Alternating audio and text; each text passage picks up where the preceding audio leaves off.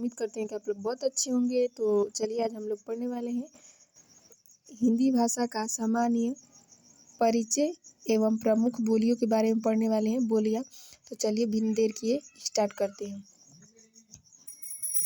किस वर्ष में हिंदी भाषा को कार्यान्वित करने अस्वीकृति का प्रस्ताव था? 14 सितंबर 1949 को। 14 सितंबर 1949 को भारतीय संविधान सभा ने हिंदी को भारत संघ की कौन सी भाषा का दर्जा दिया? तो राज्य भाषा का दर्जा मिला था। हिंदी साहित्य की हिंदी दिवस किस तिथि को मनाया जाता है? तो 14 सितंबर को मनाया जाता है। हिंदी भाषा किस लिपि में लिखी जाती है? देवनागरी लिपि में। संविधान के किस अनुच्छेद में हिंदी को राज्य भाषा तथा उसकी लिपियां देवनागरी को स्वीकार किया गया है? 343 में। संविधान के अनुच्छेद 344 ए के अनुपालन में भारत के राष्ट्रपति ने राज्य भाषा आयोग का गठन किया था। 1955 में। हिंदी की आदि जननी क्या है? संस्कृत। लिपि की आवश्यकता होती है भाषा लिखने में। देवनागरी लिपि का सर्वप्रथम प्रयोग कहाँ हुआ था? तो जयभट्ट के शिलालेखों में। वर्तमान हिंदी किस लिपि में लिखी जाती है? देवनागरी लिपि में। भारत के संविधान में हिंदी को भारत की राज्य भाषा बताया गया है। अनुच्छेद 343 ए में हिंदी भाषा की उत्तराधिकारी है संस्कृत। संसार की प्रमुख भाषाओं में हिंदी का स्थान है तीसरा। भारत भाषा लिखने के लिए प्रयुक्त चिन्हों के व्यवस्थित रूप का क्या कहते हैं? लिपि। चलिए एक बार और पढ़ दे रही हूँ। भाषा लिखने के लिए प्रयुक्त चिन्हों के व्यवस्थित रूप को क्या कहते हैं? लिपि। ब्राह्मी में किस लिपि की उत्पत्ति हुई है? देवनागरी लिपि। हिंदी को विकास प्रदान करने वाली भाषा कौन सी है? अपभ्रंश। अवधी बोली किस अपभ्रंश से विकसित हुई है?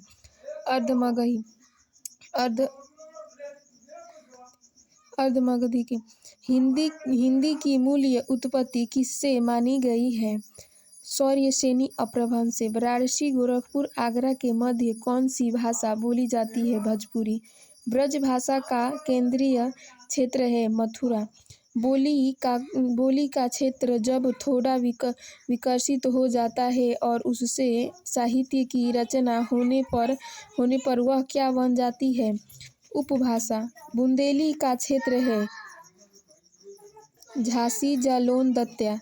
जिस भाषा का अनुवाद किया जाता है उसे कहते हैं श्रुत भाषा। चलिए एक बार और रिवीजन कर दूं कि अच्छे से समझ में आ जाए, जो पहला में नहीं आया था इसमें अच्छे से आ जाए। चलिए स्टार्ट करते हैं। किस वर्ष में हिंदी भाषा को कार्यान्वित करने अस्वीकृति का प्रस्ताव था? 14 सितंबर 1949 को।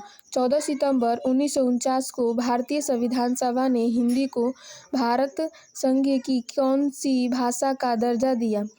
राज्य भाषा का। हिंदी दिवस किस तिथि को मनाया जाता है? 14 सितंबर को मनाया जाता है। हिंदी भाषा किस लिपि में लिखी जाती है? देवनागरी लिपि में। संविधान के किस अनुच्छेद में हिंदी को राज्य भाषा तथा इसकी लिपि देवनागरी को स्वीकार किया गया है? 343। संविधान के अनुच्छेद 344 ए के अनुपालन में भारत के राष्ट्रपति ने राज्य भाषा आयोग का गठन किया था। 1955 में। हिंदी की इत्यादि जननी क्या है? संस्कृत। लिपि की आवश्यकता होती है भाषा लिखने में। देवनागरी लिपि का सर्वप्रथम प्रयोग कहाँ हुआ था? जयभट्ट के शिलालेख में। वर्तमान हिंदी किस लिपि में लिखी जाती है? देवनागरी लिपि में। भारत के संविधान में हिंदी को भारत की राज्य भाषा बताया गया है। तो अनुच्छेद 343 एक में और हिंदी भाषा की उत्तराधिकारी है संस्कृत। संसार की प्रमुख भाषाओं में हिंदी का स्थान है तीसरा। भारत भाषा लिखने के लिए प्रयुक्त चिन्हों के अवस्थित रूप को क्या कहते हैं? लिपि। ब्राह्मी में किस लिपि की उत्पत्ति हुई है? तो देवनागरी लिपि की। हिंदी को विकास प्रदान करने वाली भाषा कौन सी है? अपभ्रंश। अवधी बोली किस अपभ्रंश से विकसित हुई है? अर्धमगधी। हिंदी की मूल उत्पत्ति किससे मानी गई है? तो शौर्यसेनी अपभ्रंश से। वाराणसी, गोरखपुर, आगरा के मध्य कौन सी भाषा बोली जाती है? भोजपुरी। ब्रज भाषा का केंद्रीय क्षेत्र है मथुरा। बोली का क्षेत्र जब थोड़ा विकसित हो जाता है और उसका साहित्य की रचना होने पर वह क्या बन जाती है? उपभाषा। बुंदेली का क्षेत्र है झांसी जलोन-दत्या। जिस भाषा का अनुवाद किया जाता है उसे कहते हैं श्रुत भाषा। तो हेलो गाइस, उम्मीद करते हैं कि आप लोग को अच्छा लगा होगा और समझ में भी आ गया होगा। तो इस वीडियो को देख लीजिएगा। अच्छा लगेगा तो लाइक एंड सब्सक्राइब जरूर। तो हेलो दोस्तों, अच्छा लगेगा तो लाइक एंड सब्सक्राइब जरूर कीजिएगा, अपने दोस्त के पास भी शेयर कर दीजिएगा और कमेंट में ज़रूर लिखिएगा कि दीदी इसके अगला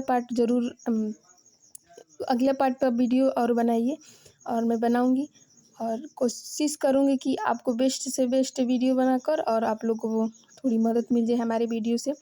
और आप लोग भी शेयर कर दीजिएगा और लाइक एंड सब्सक्राइब ज़रूर कीजिएगा।